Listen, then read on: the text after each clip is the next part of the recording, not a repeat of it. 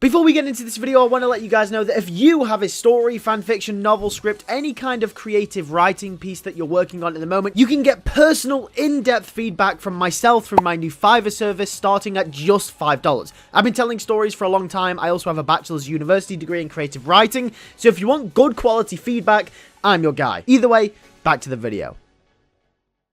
We open with Spider-Man jumping from building to building, dodging blasts from a giant robot, hunting him. He constantly dodges and weaves. Spider-Man manages to web one of its turrets, only for it to break free and shoot at Spider-Man again, causing him to fall to the ground. All seems like a normal battle between Spider-Man and another one of his foes. However, something is off. Something is different. Spider-Man isn't in his normal red and blue suit.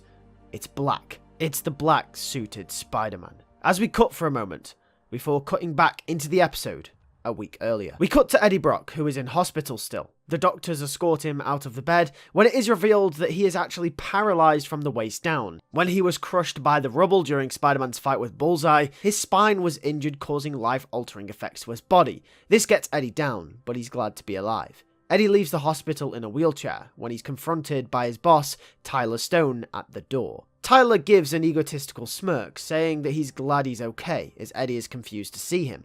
Tyler invites him into his limousine as he points towards the door. We cut to them driving down the street, as Tyler offers Eddie a glass of champagne. Eddie, still confused, refuses and scowls, wondering what all of this is about. Tyler has never acted like this with him before. Eddie asks Tyler what is going on, and Tyler will reveal that he knows Eddie knows things about Alchemax, things that should never be revealed to the public.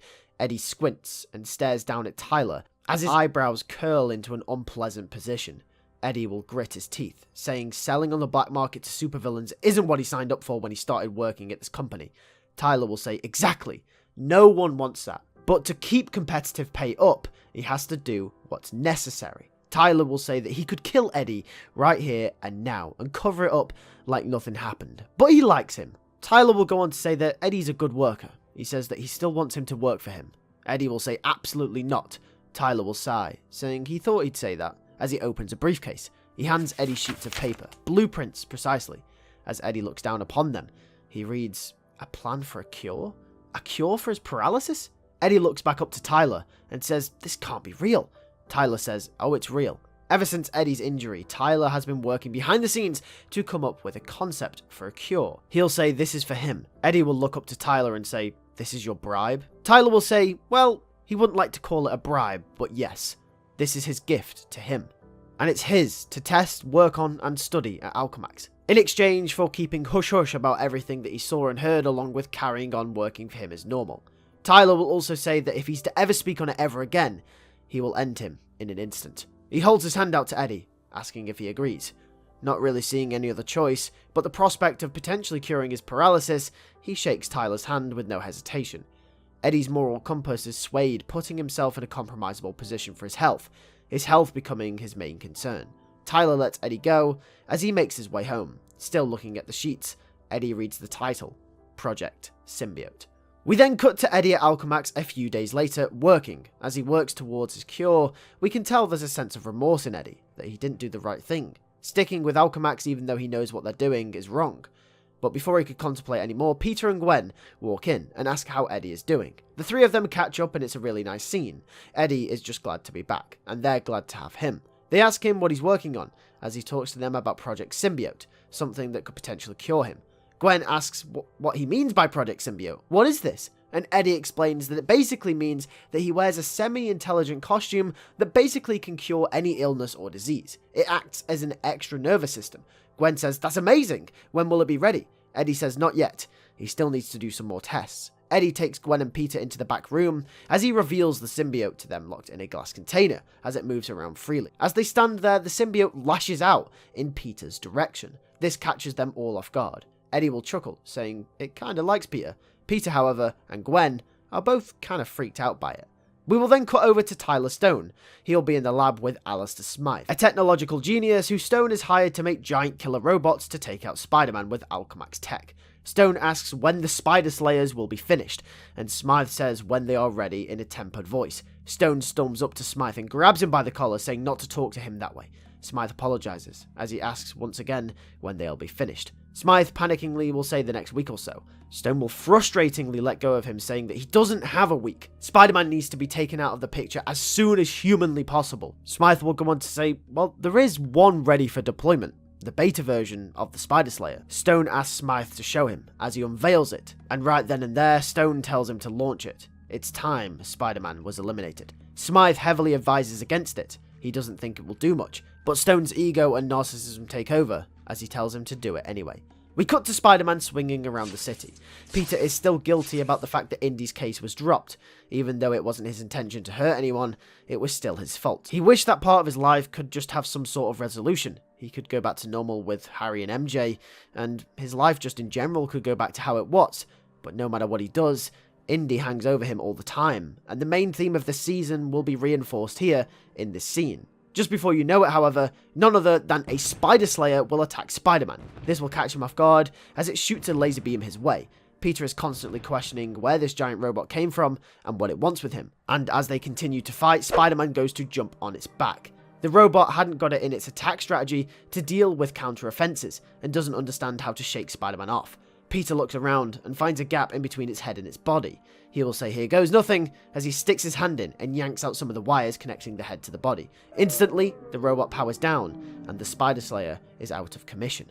He'll think that was easy, but the more concerning question is, where did that thing come from? And why is it so big? And what does it want with Spider-Man? After doing some snooping, Peter finds a piece of carbon fiber attached to the Spiderslayer that has the Alchemax logo engraved on the side of it. This catches him off guard. Alchemax? The place where he does his internship? Peter will take off with the piece before Officer Barr and the police arrive on the scene. We will cut later on to Peter trying to make sense of what he had found. He goes to Alchemax late at night to try and uncover the mystery to the giant robot. Possibly someone stole Alchemax tech, Peter would think to himself. He would think back to what Eddie said a few weeks ago, before the Bullseye fight. Alchemax tech has gone missing. So either Alchemax tech is being stolen, or Alchemax is outsourcing its tech to dodgy companies and buyers. Peter will think, well, that's great, that's just his luck. He might have to bring down the very company that's literally paying his way right now. Either way, it's not good, and he needs to get to the bottom of this. However, as Peter snoops around the building, we will cut to the symbiote. The symbiote can sense Peter nearby. The symbiote has been designed, like in the Ultimate Comics, to be a cure for many diseases like cancer. One thing that hasn't been considered, however, is that it's semi-intelligent. It will always go for the best, healthiest, and most active host. After all, it's called the symbiote, because it has to make a symbiotic bond. And Peter Parker has all the right ingredients for a perfect partner. The symbiote begins to bash at the glass. It constantly strains itself to get free, and to Peter, until Peter hears a smash. His spider sense didn't go off, so no one's here, he'll think to himself. He'll walk into the room where the symbiote is kept, and will find smashed glass and shards stricken all over the floor. He'll sweep it up and be on his way, not thinking too much into it. But on the bottom of his foot, there will be a blob of black goo. We will cut to Smythe and Stone. Stone is furious, and Smythe will tell him that he made him deploy a prototype, not the actual thing. Of course it failed to take down Spider-Man. Stone, in his arrogance and ego, cannot wait any longer and demands that Smythe deploy everything he's got. Stone can't wait to get Spider-Man gone any longer.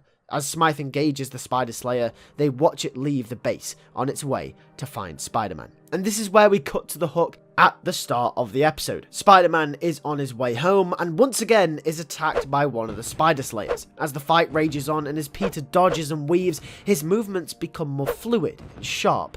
The goo on the bottom of his foot wraps around his leg and makes its way up his body, just like in Spectacular Spider-Man. As the Spiderslayer looks like it's getting the upper hand, Peter tries the same tactic again, only this time all the vulnerable parts are covered. Peter will think this is clearly an upgrade. This is when, with his newfound strength, Spider-Man resorts to just bashing its head in with brute force. It powers down, and Spider-Man lands heroically by its side, asking how he managed to do that. He's never had that kind of strength. He looks at his hands.